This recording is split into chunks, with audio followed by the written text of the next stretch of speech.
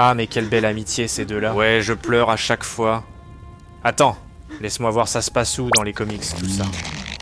Eh mais attends un petit instant. Non, ça se passe pas comme ça, mec. Coupé. Bon, oubliez toutes ces scènes dans le MCU, parce que dans les nouveaux comics, c'est fini leur amitié. Ah bon? Groot devient fou et tente de tuer les gardiens. Et en revanche, Rocket a fini par tuer une centaine de Groot. Mais attends de voir pourquoi. Bonjour à tous et bienvenue dans la tanière du vilain geek. Aujourd'hui, on décolle pour un voyage intergalactique à la découverte de deux figures emblématiques des gardiens de la galaxie. Rocket Raccoon et Groot. On a déjà exploré les origines de Drax, que vous semblez avoir tous bien kiffé. Alors on enchaîne avec un double épisode sur nos deux gardiens BFF de la galaxie. Ces deux-là ont des histoires assez folles avant de se retrouver dans l'équipe des gardiens. Donc on va vous faire un bref résumé de leurs origines, avant de voir leur aventure en duo. Commençons par Rocket Raccoon. Rocket, c'est un raton laveur génétiquement modifié, avec une sacrée sale gueule, originaire de la planète Demi-Monde. Créé par Bill Mantlo et Keith Giffen, il a fait ses débuts dans un comic en noir et blanc, Marvel Preview numéro 7, en 1976. Dans cette histoire un peu oubliée, l'épée dans l'étoile, il était appelé Rocky Raccoon au lieu de Rocket. Un peu chelou, mais c'est parce que Bill Mantlo s'est inspiré d'une chanson bizarre des Beatles de 1968, dont le titre est justement Rocky Raccoon. Alors notez ça pour votre culture générale. Rocket fait partie de ces nombreux personnages nés pendant la course à l'espace américaine des années 60 et 70, qui a vu fleurir des tas de personnages et d'histoires de science-fiction, ce qui a donné naissance à ce qu'on appelle aujourd'hui la branche cosmique de l'univers Marvel. Honnêtement, les comics sont devenus un peu bizarres à cette époque. Mais on a quand même eu quelques personnages qui ont fini par devenir des icônes, mais c'était un peu plus long pour Rocket. Rocket ne réapparaît que dans Incredible Hulk numéro 271 en 1982. Dans ce numéro, on le découvre comme le gardien armé de Demi-Monde et de tout le système stellaire du quadrant Keystone, protégé par une barrière appelée le mur galassien. Il est aussi le capitaine du vaisseau spatial, Wreck and Ruin. Et son premier officier est un morse parlant. Et c'est de ce morse que s'inspire le personnage de Tiffs dans Guardians of the Galaxy volume 3, donc un deep cut bien pensé par James Gunn. Ce numéro nous donne quelques indices sur les origines de Rocket et de Demi-Monde, mais pour avoir le récit complet, il faut attendre 1985, raconté dans une mini-série complètement zinzin, La guerre des jouets. Tu te fous de ma gueule? Non, juste de ta voix. Ouais, c'est une autre histoire de dingue, comme on les aime. On y découvre que Rocket, ainsi que beaucoup d'autres animaux, ont été génétiquement améliorés par une ancienne race hyper avancée pour s'occuper des membres atteints de maladies mentales de leur espèce, les fous, sur une planète coloniale abandonnée. Et c'est finalement ça Demi-Monde, une sorte de gigantesque asile galactique. On peut donc voir que même si James Gunn a gardé l'essentiel de l'origine de Rocket, il a remplacé le géniteur par le maître de l'évolution. Mais bon, dans ce Demi-Monde, on a une société divisée entre une moitié industrielle robotisée et l'autre moitié occupée par les fous et leurs gardiens animaux.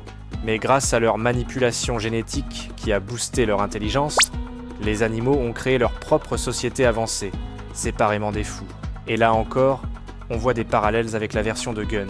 Et, en tant que principal défenseur de la planète, Rocket, appelé Ranger Rocket, gérait surtout les problèmes créés par une guerre commerciale entre deux fabricants de jouets rivaux. Jetson Jake et son armée de robots tueurs clowns et d'assassins lapins, et Lord Divine, un type très relou, habillé en bohémien. Après ça, Rocket fait quelques apparitions dans d'autres comics, mais seulement une dizaine en 30 ans. Marvel l'a complètement oublié pendant un long moment. Et avec des histoires aussi bizarres, c'est pas très étonnant. Mais Rocket fera son grand comeback. Yay! En 2007, dans la mini-série Annihilation Conquest, où Rocket est recruté par Peter Quill pour rejoindre les Gardiens de la Galaxie. C'est là qu'il rencontre Groot, notre prochain personnage, le géant arbre, et grand monarque de la planète X. Attention. Ok, alors d'où vient-il vraiment notre ami Groot, créé par Larry Lieber et Stan Lee et Jack Kirby? Il apparaît pour la première fois dans Tales to Astonish numéro 13 en 1960. Contrairement à ce que certains pensent, il n'était pas le héros adorable qu'on connaît. Dans sa première apparition, Groot est un monstre maléfique de la planète X qui voulait réduire les humains en esclavage. Et il avait un vocabulaire beaucoup plus riche. Ouais, le Groot original parlait en phrases complètes. Il est finalement arrêté par un scientifique qui utilise des termites contre lui. Groot va ensuite prendre une longue pause dans les comics pour réapparaître en 1976 dans The Incredible Hulk Annual numéro 5, toujours comme un arbre en colère voulant détruire Hulk et asservir l'humanité. Mais après quelques autres apparitions rapides, il est totalement réinventé et introduit comme membre des Gardiens de la Galaxie dans le classique Annihilation Conquest, la même mini-série où Rocket rejoint l'équipe. Et ça, c'est suite au fait que Groot, antérieurement un noble membre de l'espèce de la planète X, les Colosses Floraux, est exilé pour avoir défié les coutumes de son peuple. Après son exil, il erre dans la galaxie jusqu'à rencontrer Star-Lord, qui lui offre de rejoindre les Gardiens. Et de là, on arrive enfin en 2007, lors de la rencontre officielle entre Rocket et Groot. Plusieurs versions existent sur la formation de leur grande amitié, mais dans Annihilation Conquest, leur lien se crée immédiatement. Ils se rendent compte qu'ils forment une équipe formidable. Groot, une force de la nature massive, et Rocket, petit, agile et tireur d'élite. Sans oublier que Rocket est un des rares à comprendre le langage de Groot, principalement composé de 3 mots que l'on connaît tous. Je s'appelle Groot. Et depuis le début de leur amitié, ce duo a joué un rôle majeur dans les comics Marvel, tant dans les Gardiens de la Galaxie que dans leur propre série, et idem dans le MCU. Sauf que contrairement au MCU, dans les comics, l'amitié entre Groot et Rocket va prendre une tournure des plus tragiques. Dans la série Gardiens de la Galaxie publiée en 2023, lors de l'événement Groot Fall, Groot devient une menace cosmique majeure. Imaginez, notre Groot bien-aimé se transforme en une force incontrôlable, assoiffée de conquête universelle. C'est un véritable cauchemar. Cet événement, on le découvre dans le numéro 4, a des conséquences dévastatrices, non seulement sur la galaxie, mais surtout sur Rocket, qui s'est isolé du reste des gardiens, en mode full sum galactique, se réfugiant dans un gigantesque satellite en orbite basse autour d'une planète lointaine. Il s'est autoproclamé Star Sheriff, protecteur de cette planète contre les fragments de Groot, des créatures conscientes et destructrices qui se répandent à travers la galaxie, ravageant et terraformant les planètes sur leur passage. Imaginez la scène. Rocket, face à un culte qui veut être assimilé par Groot, se retrouve totalement désarmé. De retour à son quartier général, il se retrouve face à un mur où sont inscrits les mots glaçants lisant « Les Groot que j'ai tués ». Et sur ce mur, il a plus de 100 Groot, son meilleur ami, abattu par sa propre main. Un chiffre qui témoigne de la douleur indicible de Rocket et du désespoir de sa situation. Ce n'est pas une célébration, bien sûr, mais une sombre comptabilité de ses péchés. Rocket n'a pas le choix. Il doit affronter Groot, l'ami qu'il a toujours connu, devenu un ennemi terrible. La transformation de Groot lui permet d'incorporer des êtres plus petits en lui, les transformant à leur tour en Groots. Ces nouveaux Groot symbiotes, ils se propagent comme un virus galactique à travers l'univers.